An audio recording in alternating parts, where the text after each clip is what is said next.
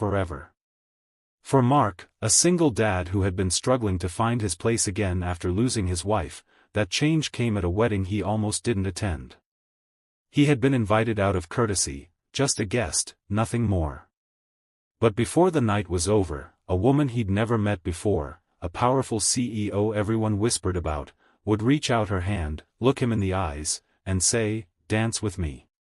Hey friends, welcome to Kindness Tales, where we share true and inspiring stories about the power of compassion and the goodness still left in the world. If you believe that one small act of kindness can change a life, make sure to like, subscribe, and share your thoughts in the comments. We'd love to hear your own stories of kindness, too. Now, let's begin.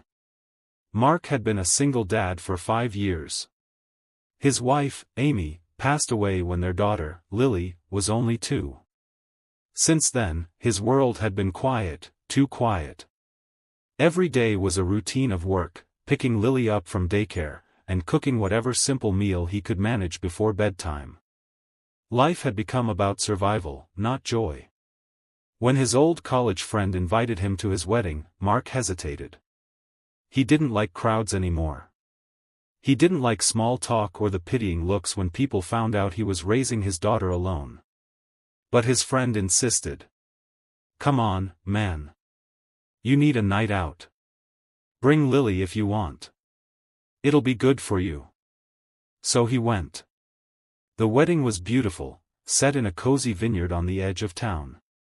There were fairy lights in the trees, a soft band playing old love songs, and laughter everywhere.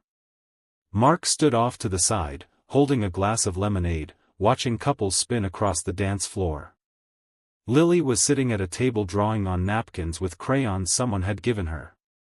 Every so often, she'd look up and wave at her dad, and he'd smile, pretending he wasn't out of place. That's when he noticed her. Across the room, a woman in a navy blue dress stood near the bride and groom, laughing with ease and grace. Her hair was neatly tied back, and her presence drew quiet attention. People leaned in when she spoke. Mark didn't know who she was, but everyone else seemed to.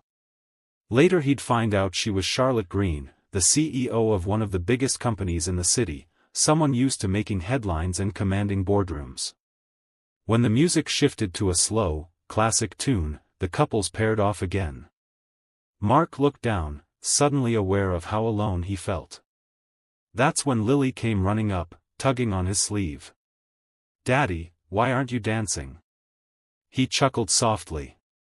"Because Daddy's not very good at it." "But Mommy said dancing makes people happy," she said, her little voice full of certainty. Mark swallowed hard, his throat tightening. "Yeah," he whispered. "She did." He was about to pick her up when he noticed someone walking toward them. It was the woman in the blue dress. Charlotte. She smiled warmly, then crouched down so she was at Lily's eye level. "Hi there.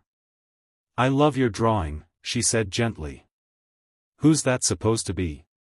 "That's me and Daddy," Lily said proudly, holding up the crayon-scribbled napkin. Charlotte looked up at Mark, her eyes kind. "You two make a lovely pair." He smiled awkwardly, not sure what to say. "Thank you. She's the artist of the family." Charlotte tilted her head. "You're not dancing." Mark shrugged. "I'm not really the dancing type." She smiled again, standing up straight. "Maybe you just need the right partner." Before he could reply, she extended her hand. "Dance with me." He blinked, caught completely off guard. "Oh, no, really, I can't." But Lily was already pushing his leg, giggling. "Go on, Daddy." And something about the way Charlotte stood there, calm, confident, kind, made it impossible to say no. So he took her hand. The band played softly as they stepped onto the dance floor. For a moment, Mark felt every pair of eyes on them, but Charlotte didn't seem to care. She guided him gently, her movements easy and natural. "You don't come to many weddings, do you?" she asked with a teasing smile. "Is it that obvious?" "Just a little." He laughed for the first time in a long while. As they swayed, he realized how long it had been since he'd felt something other than exhaustion or grief. Charlotte didn't ask about his past. She didn't pry. She just talked, about the music, the couple, the stars above them. It was simple, human, real. After the song ended, Mark thanked her quietly. She smiled and said, "Sometimes people need a reason to smile again. You gave me one tonight, too." The rest of the evening passed like a dream. They ended up sitting together at the table, talking while Lily slept in her father's arms. Charlotte confessed that, despite her success, she often felt lonely. "People see the title," she said softly, "not the person." Mark nodded. "People see the loss, not the life that's left." They understood each other in a way that words could barely capture. Before leaving, Charlotte wrote something on a napkin and handed it to him. "If you ever need someone to talk to, or dance with, call me." He looked down at the number, unsure what to say. When he looked up again, she was already walking away, the night wind catching her hair like a wisp of light. Weeks passed.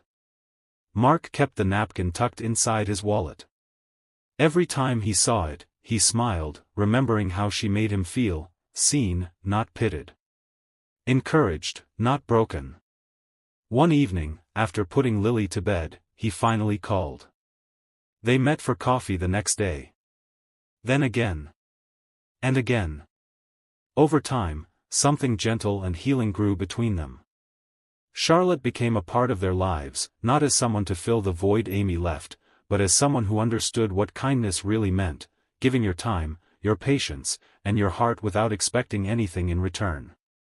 Months later, at Lily's 7th birthday party, Charlotte showed up early to help decorate. Mark watched her tie balloons and laugh with the kids, and he realized that the simple act of one woman asking him to dance had rewritten the story of his life. As the sun set that evening, Lily tugged at his sleeve again. "Daddy," she whispered, "do you think Mommy's happy?" Mark smiled, looking toward Charlotte. "Yeah, sweetheart," he said softly. "I think she is. Sometimes kindness doesn't come with grand gestures. It's not always about charity or fame. Sometimes, it's just a quiet moment, a dance, a smile, an outstretched hand that reminds someone they're still part of the world." And that's what Charlotte gave Mark, a chance to live again. So if you ever find yourself standing alone at the edge of the dance floor, afraid to take that first step, remember this story. You never know whose hand might be waiting for yours, or how your kindness might change someone else's life. Because in the end, kindness is what keeps us all dancing. If this story touched your heart, please share it with someone who needs a little light today. And don't forget to like, comment, and subscribe to Kindness Tales, where every story reminds us that one simple act can change everything.